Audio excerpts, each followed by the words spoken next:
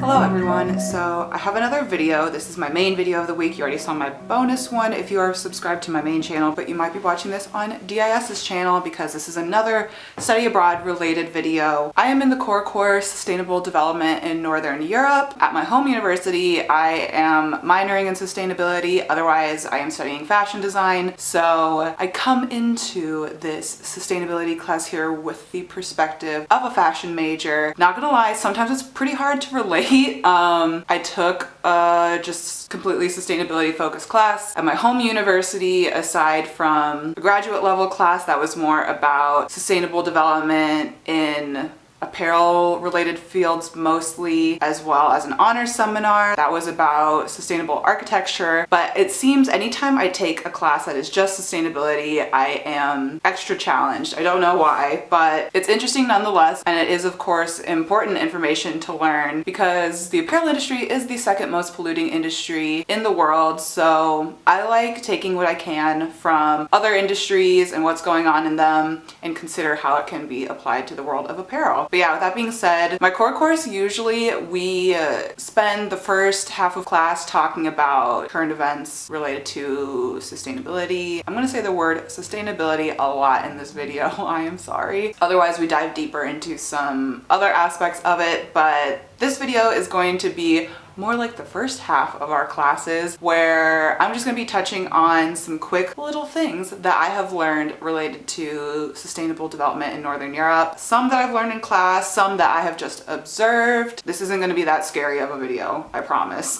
So the first thing I'm going to talk about, I'll try to link the article for this one, but Denmark actually has the highest share for organic foods in the world, or at least of the 178 countries that were in the report that was in this article. So that just goes to show that organic food is really, really important here in Denmark, which I have noticed personally shopping. I see it integrated a lot more throughout the stores. When I'm shopping in the United States, a lot of the times in more traditional grocery stores, things are kind of separated. So if you want organic, you go to the like health food organic section. If you just don't care, you just go to the normal section. I will say when I shop at places like Target, everything seems to be mixed up pretty well, which I appreciate, but for the most part, it's not. So, however, my only gripe that I have, because I gotta make a gripe because I'm Tara, would be the amount of packaging that is on just produce here in general. When I shop at a place like Netto or Foodtex, it's kind of hard shopping as a single person because everything is already wrapped up in plastic for you, and it's way too much food, in my opinion, in those. Sorry, I have a pen because I've got my little notes here. Everything is wrapped up and it's just too many. Like if I need just 2 carrots, you get a big thing of carrots. The only things that are okay is like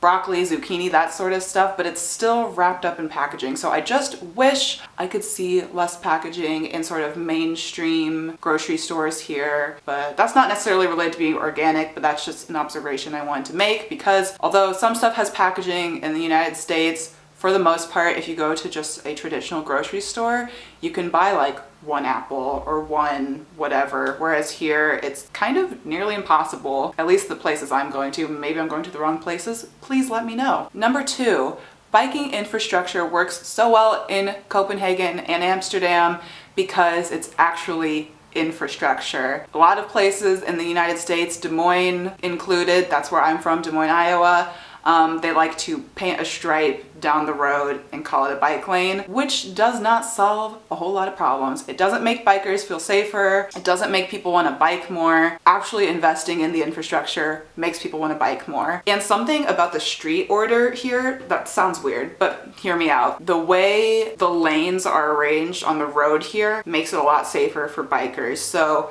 this is like the road where cars go. This is an area where cars can park. This is the bike lane, and this is the sidewalk. Whereas a lot of the times in the United States, you'll see this is the, this is the lane where the bikes, oh my gosh, I can't talk. This is the lane where the cars drive. This is the painted stripe lane where the bikes ride. Here's the parking for the cars. Here's the sidewalk. So bikers are just thrown in there right next to the traffic. And if cars need to park, they're gonna like get in the way, if they're trying to turn. It's just a mess. So I really appreciate everything I noticed being here, being in Amsterdam. And of course there's other cities in Europe that have really great bike infrastructure as well, but these are the ones that I've experienced. Kind of going along with that last point, but different in its own way. Third thing I learned is that the tax for buying a new car here in Denmark is 180%, which is disgustingly crazy, but that's, I guess, a good thing because it does keep cars off the road. People will just bike here or take public transport instead. That's what I do. Obviously, I wouldn't be driving here anyway, but I'm just saying if I lived here, I certainly would not want to drive a car here. One, just because they don't prioritize cars as much here. They really don't want people driving that much. So like I already said, they put most of their money into biking as well as public transportation. But with that, we're starting to have kind of a discussion in one of my classes. Is it better to keep these sort of inefficient cars on the road? Because by having that tax, people are going to drive their cars until they die. So you see some really old cars on the road here, which is so interesting. It really kind of juxtaposes the sort of very new, contemporary, sleek vibe that Copenhagen has going for it. And, you know, aesthetics aside, obviously those cars are emitting some pretty gross chemicals. But someone also said that it's actually better just to keep old cars on the road because the whole turnover rate of bringing in new cars is more energy intensive, resource intensive, etc. So I don't really have an answer for that. Let me know what you guys think, or if you guys know more about that, I would be interested to hear more. Fourth thing is a real quick thing, and I actually haven't researched it that much, but it was just one of my observations. They have Tesla taxis in Stockholm, and apparently they have them in other cities too, but Stockholm was my firsthand experience seeing that, and I just thought that was so interesting. And the fifth thing I learned is something I learned pretty early on, but it's that Denmark incinerates their trash, which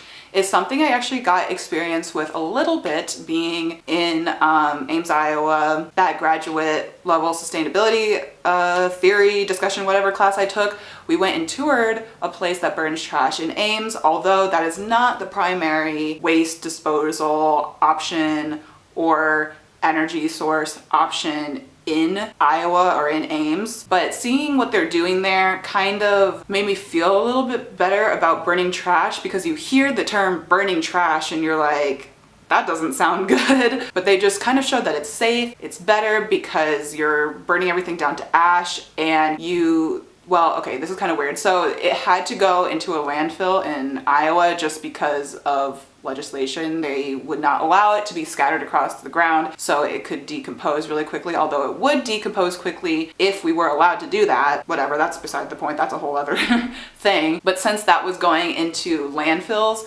instead, that's way better than having this big, bulky, solid trash filling up mountains of landfills in the United States. So I would much rather have just a little layer of ash going in instead. But anyway, with that aside, coming into Denmark, hearing that that's what they do here, I was not super opposed to that. However, something I've heard from kids who live in homestays here is that although most people in Copenhagen are pretty environmentally conscious, a lot of the families that people are living with don't care so much. Of course, Copenhagen's goal is to not be burning recyclable materials, but that's just gonna happen, I guess. I did read something today though that said by 2020, 50% more household waste will be recycled instead of incinerated. So it seems that they're gonna start moving away from burning trash here. So I don't know, that was just some interesting stuff that I thought of there. So I hope you guys enjoyed this video. It's kind of a quick one, I think, as long as I didn't ramble too much. But let me know what you guys think about sustainability in Denmark, in Northern Europe in general, in the United States.